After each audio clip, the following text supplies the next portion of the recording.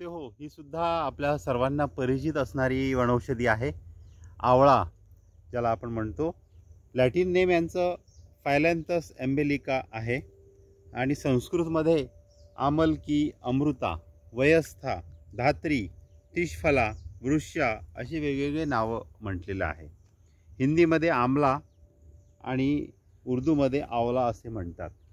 ही वनौषधी ही सर्वांना परिचित आहे आणि आवळ्यापासून आपल्याला पहिले जर लक्षात येतं की हे च्यवनप्राश.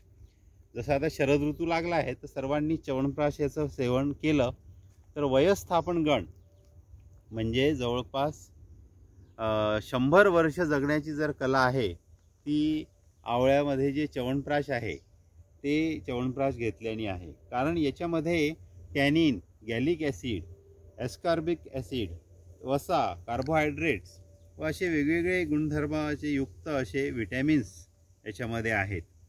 आवळ्याचं आणखी एक विशेष असं आहे की मूत्रल, रक्तशोधक, रुचिकारक, अतिसार, प्रमेह आणि त्रिदोषहर ही एक महत्त्वाचा गुणधर्म आहे. आवळा हा हृदयाला बल देणारा, वृक्ष, गर्भस्थापक तथा अग्निदीपक सांगितलेला आहे.